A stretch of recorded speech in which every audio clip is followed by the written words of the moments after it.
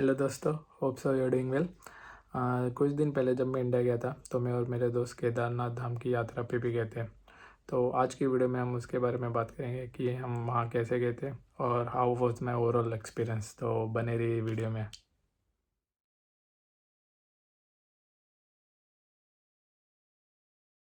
की यात्रा के लिए मैं अपने गांव से गया था। मेरे दोस्त बाकी सब बोईसर से आ रहे थे। तो मेरा गांव गोरखपुर में, तो मैं वहाँ से दिल्ली जाने वाला था और हम दिल्ली में मिलने वाले थे। वहाँ से हम आगे भी जाने वाले थे। गोरखपुर में जो मेरी ट्रेन आने वाली थी वो लेट हो गई, एज यूजल 7-8 घंटा लेट थी।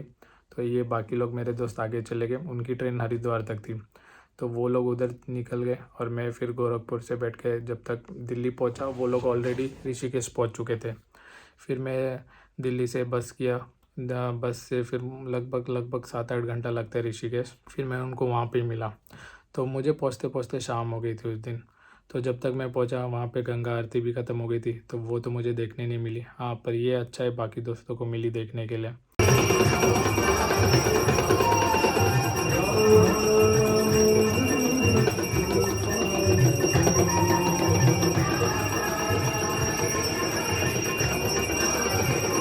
वो मेरे नसीब में नहीं था। फिर वो वहाँ पे हम थोड़ा बहुत घूमे, रामघाट वगैरह घूमे और फिर जाके होटल में गए, खाना पीना खाया, सो गए। अगले दिन सबसे पहले उठते ही हम जब ऋषिकेश में उठे तो सबसे पहला काम हमने किया, रिवर राफ्टिंग किया। तो रिवर राफ्टिंग के लिए तो क्या बताऊँ, गंगा का पानी इतना साफ़, इतना शुद्ध, इतना मीठा था ना, हम इतना पिए रहेंगे ना, बहुत ही मस्त है, बहुत ही मस्त है। तो रिवर राफ्टिंग लगभग ऑलमोस्ट 22 किलोमीटर्स का था, जिसमें से स्टार्टिंग में थोड़े वो, जिसमें आखिरी 10 किलोमीटर तो उसने हमको ऐसे पानी में छोड़ दिया था, बोला तुम जाओ जो करना है। तो लाइफ जैकेट था ये, और पानी का फ्लो इतना फास्ट था, आपको कुछ एफर्ट डालना ही नहीं पड़ रहा था, आप अपने आप आगे जा। मैया की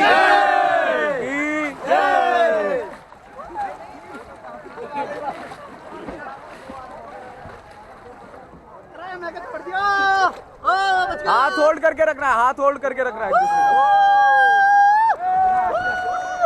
आते थे। इतना सही था ना, मतलब फुल, ना ज़्यादा ठंडा पानी था, एकदम चिल, मतलब चिल्ड पानी था। तो बहुत अच्छा लग रहा था। बाहर इतनी तेज़ धूप और उसमें से आप ठंडे ठंडे पानी में ये बहुत ही साफ़ पानी था गंगा का, ये तो एक बात थी। तो रिवर राफ्टिंग होते ही होते फिर हम इधर थोड़ा बहुत साइट सीइंग वगैरह किया। दोपहर में हमारा प्लान हुआ कि जाने का। अब आप ऋषिकेश से केदारनाथ जाना है तो पहले तो आपको सोनप्रयाग तक जाना पड़ेगा। तो वहाँ जाने के लिए आपके पास गवर्नमेंट बसेस है, बाकी जीप वगैरह चलती रहती है। गवर्नमेंट बसेस के फ़िक्स टाइमिंग है, तो उस हिसाब से आपको देखने के जाना पड़ेगा। तो जब तक हमारा प्लान हुआ कि आज ही जाना है, तो तब तक तो गवर्नमेंट की बसेस थी नहीं उस वक्त, तो जीप जा रही थी, तो हम प्राइवेट जीप में गए। और ऋषिकेश से सोनप्रयाग का रास्ता ऑलमोस्ट 2 to 20 किलोमीटर्स का है। जाने के लिए वो ड्राइवर ने तो हमको बोला था 10-12 घंटा लगेगा, उसमें 8 घंटा लगता है, 8 से 10 घंटा। ट्रैफिक वगैरह रहेगा तो 12 घंटा लग जाएगा, पर हमको तो 24 घंटे लग गए। मतलब हमारा स्टे हो गया। हम जब निकले दोपहर के 4-5 बज रहे थे। आधा रास्ता लेके गया वो, और उसके बाद उसने बोल दिया कि अभी नहीं चला पाऊँगा, रात के 2-3 बज गए, उसको भी थोड़ा नींद चाहिए। वो भाई ने बीच में ही रोक दिया गाड़ी, और फिर उधर ही हम, एक छोटा मोटा होटल था उसमें स्टे किया और उधर से आगे बढ़े। पर ये है ऋषिकेश से जो सोनप्रयाग का रास्ता है, पूरा पहाड़ वाला, इतना खूबसूरत है ना, वैली वगैरह दिखता है, जो हिल का टाइप है, मतलब दिखता है। वो जुमांजी टाइप फील आता है, जोरासिक पार्क में जैसे दिखाते हैं ना पहाड़ पे, मतलब पेड़ वेड़ है, इतना सही दिखता है ना, वैसा लग रहा था। मुझे तो लग ही रहा था अभी इधर से डायनासोर वगैरह निकलेंगे वैसा फील आ रहा था। इतना बहुत ही खूबसूरत है रास्ता, पूरा पूरा पूरा, मतलब पहाड़ी रास्ता है। तो आपकी बीच बीच में हमको धक धक भी होता था ऐसा रास्ता देख के। कहीं कहीं रास्ता अभी तक कच्चे वाले ही थे। पक्के रास्ते हैं 90-95% रहेंगे, पर वो जो 5-10% का रास्ता रहता है ना, वो बहुत बेकार है। अभी ये तो रही उस दिन बाद जब हम निकले ऋषिकेश से। पहले आते देवप्रयाग, फिर रुद्रप्रयाग, फिर आता है सोनप्रयाग। और वहाँ पे नदियों का संगम होता है, वो दृश्य भी बहुत बेहतरीन है। वो हमने जाते वक्त तो नहीं देख पाए थे, हम आते वक्त देखे थे। लेकिन तो सोनप्रयाग जैसे पहुँचते हैं, गाड़ी वाला आपको 2-4 किलोमीटर पहले ही छोड़ देता है, उसे बस स्टॉप पे छोड़ेगा। सोनप्रयाग से हमको जाना रहता है गौरीकुंड, जो कि है 5 किलोमीटर का रास्ता। उसके लिए बहुत सारी लंबी लंबी लाइनें लगती है, मतलब जीप चलती है, ऑटो बोलो, जीप बोलो, जो भी बोलो। First come first serve type वाला सिस्टम है, पर उधर वैसा कुछ लग नहीं रहा था। इतना भीड़ था, जिसको जो गाड़ी मिल गया बैठो। तो हम 4 लोग थे, 2 एक गाड़ी में हमको जगह मिला, दो दो को दूसरी गाड़ी में बैठा, जगह मिला हम बैठ गए वैसा। तो वो 5 किलोमीटर का रास्ता तय करने के लिए हमको लगभग 2-2.5 घंटे लग गए थे, मतलब वहाँ से पहुँचने के लिए।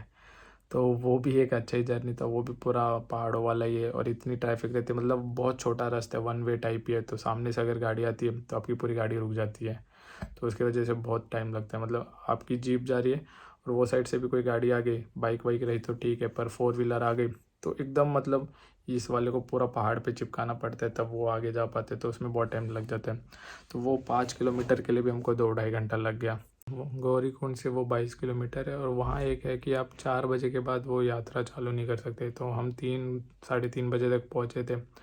फटाफट हमने क्लॉक रूम ढूंढा। क्लॉक रूम मतलब वो जो दुकान वाले रहते वही लोग सब सामान रखते। तो हम चारों दोस्तों का जितना भी लगेज वगैज था हम वो सब रख के क्लॉक रूम नहीं मतलब वही दुकान वाले के पास रख के आगे बढ़ गए। उधर पे ये है कि 4-4:30 बजे के बाद मतलब रोशनी कम होने लगती है, तो उसके बाद आपको आपकी यात्रा चालू नहीं करने देंगे। तो अगर आप उसके बाद पहुँचते हो तो आप उधर ही कहीं पे रूम वगैरह देख के रुक जाओ और अगले दिन आप सुबह चालू कर सकते हो। 4-5 बजे सुबह चालू कर देते हो वापस, पर दोपहर के 4 या 4:30 बजे के बाद अलाउड नहीं। तो लकीली हम 3 बजे तक पहुँचे थे।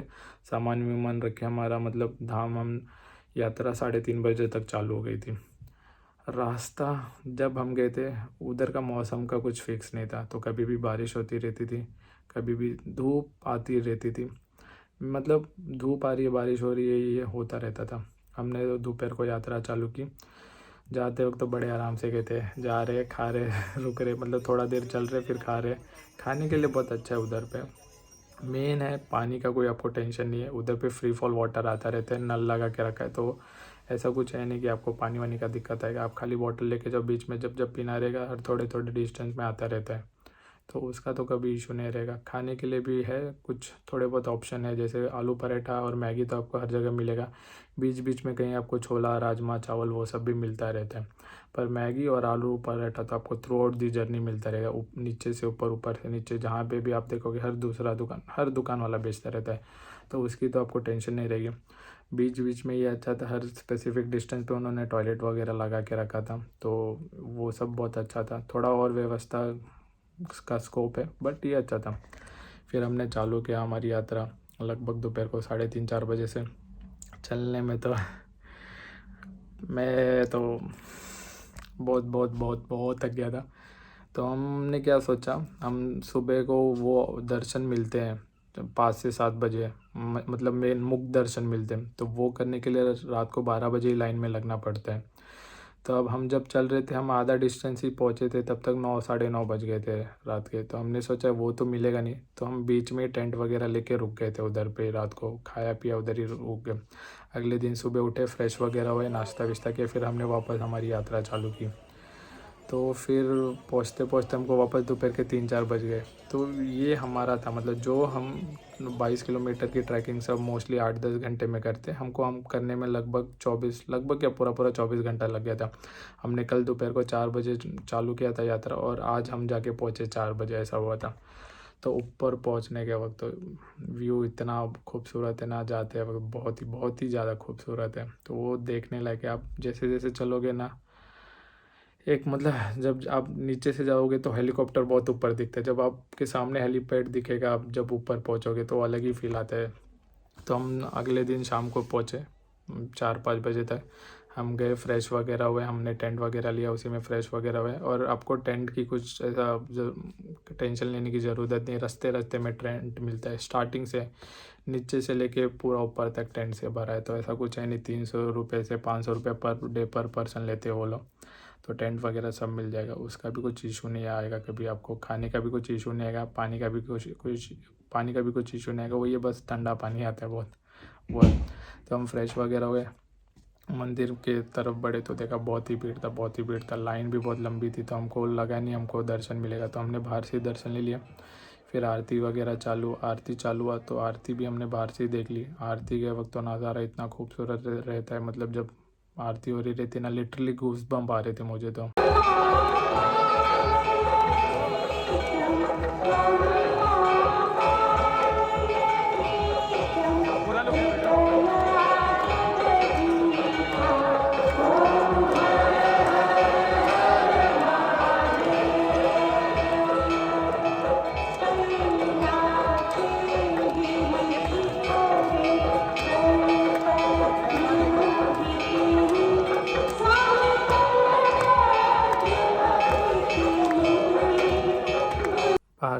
आरती भी देखा और वो बहुत ही मतलब गूज़बम्प वाले मोमेंट थे, बहुत ही अच्छा लग रहा था। फिर हम चले गए सोने के लिए, मतलब रेस्ट करने के लिए। हमको वापस रात को 12-1 बजे आके लाइन लगाना था सुबह मुख दर्शन करने के लिए। तो उस वक्त तो मेरी हालत इतनी बिगड़ गई थी, मेरे में थोड़ी भी हिम्मत ही नहीं बची थी जाने के लिए। वही फिर कैसे कैसे तो दोस्तों ने मोटिवेट किया कि जिस वजह से, जिस रीज़न से आया वही नहीं करेगा तो फिर क्या फ़ायदा आने का। तो कैसे कैसे तो लाइक लिटरली अधमरे हालत में मैं उठा, लाइन वाइन में लगे थे हम लोग, और फिर सुबह दर्शन किए। उसके बाद तो सच्ची में बहुत अच्छा लग रहा था। जब मुख दर्शन हो गए थे तो वो सिर्फ सुबह 5 से 7 बजे तक चालू रहता है, तो वो बहुत अच्छा लग रहा था। वो होने के बाद हम गए फिर वहाँ से 800 मीटर या 1 किलोमीटर की दूरी पे भैरवनाथ का मंदिर है। ऐसा माना जाता है कि आप केदारनाथ है और इनके दर्शन नहीं किए तो आपकी यात्रा कंप्लीट नहीं होती है।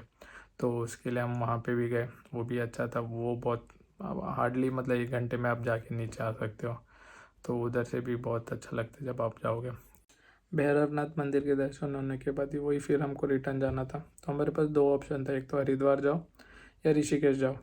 हमारी ट्रेन जबकि दिल्ली से थी तो हमको वहाँ से वापस दिल्ली जाना पड़ता। जाने के लिए भी सेम वैसे ही था, आपको गौरी कुंड जाना पड़ेगा। गौरी कुंड से सोनप्रयाग के लिए आपको जीप मिलेगी, 5 किलोमीटर का रास्ता, 2-3 घंटे की ट्रैवलिंग। पर वो था कि वो 2-3 घंटे जीप की ट्रैवलिंग के लिए भी आपको 2-3 घंटा लाइन में लगना था।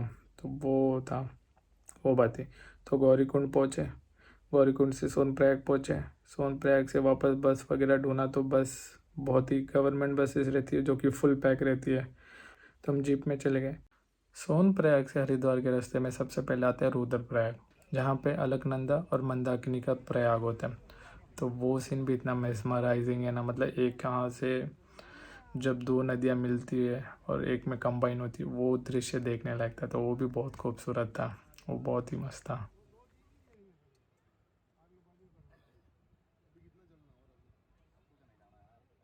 उनका ही संगम देख के आप आगे बढ़ोगे तो पौरी गढ़वाल आते हैं, जहाँ पे धारा देवी का मंदिर है, और वो भी इतना खूबसूरत है ना। वो पानी में, ऐसा माना जाता है कि धारा देवी मतलब रक्षक है 4 धाम यात्रा की। तो अगर आप आते हो 4 धाम यात्रा के लिए, केदारनाथ या कोई भी दूसरे धाम की यात्रा के लिए, हो सके तो आप यहाँ पे ज़रूर जाना। बहुत ही मस्त है, बहुत ही अच्छा लगेगा।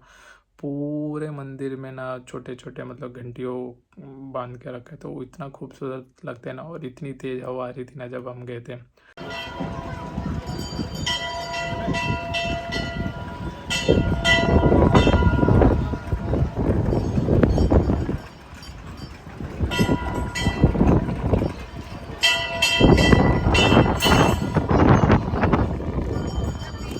और वो घंटियाँ बज रही थी, मतलब बहुत बहुत ही मस्त लग रहा था। तो वो बहुत एक अच्छा दृश्य था उधर पे। धारा देवी मंदिर का दर्शन करने के बाद हम आगे बढ़े हरिद्वार के लिए। फिर आता है देवप्रयाग, जहाँ पे बोलते हैं कि गंगा जी का आगमन होता है। तो वो दृश्य भी बहुत बेहतरीन था।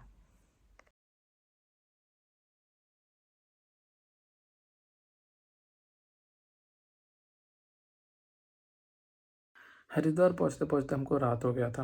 हम उधर होटल लिए, आराम वाराम किए। अगले दिन सुबह उठे और हरिद्वार से हमारी बस थी शाम के 4 बजे की। तो हमारे पास ऑलमोस्ट आधा दिन था हरिद्वार में कुछ करने के लिए। तो हमने वही सोचा कि अब हरिद्वार आए हैं तो उसके पास एक चीज़ बचा था, मनसा देवी देखना। हम उधर पे भी गए। वहाँ की ट्रैकिंग ज़्यादा हार्ड नहीं थी, वो चढ़ाव इतना ज़्यादा नहीं था, पर वो स्लो बहुत था। तो आप थक तो जाओगे, भले ही आधा 1 घंटे ही लगते हैं। पर जब हम ऊपर पहुँचे, इतना भीड़, इतना भीड़, कम से कम 3-4 घंटे लाइन में लग जाते। और हमारे पास उतना टाइम नहीं था, 4 बजे हमारी बस थी, तो वो तो हम देख नहीं पाए। हम वही फिर वापस नीचे आए, बस पकड़ी, दिल्ली पहुँचे। अगले दिन ट्रेन पकड़ी, घर पे आ गए। और ऐसा था हमारा ट्रिप। पर यह यात्रा बहुत अच्छी थी, बहुत कुछ देखने मिला, बहुत कुछ अच्छा लगा, बहुत ही अलग एक्सपीरियंस था। So hope so you like it. Thank you for watching.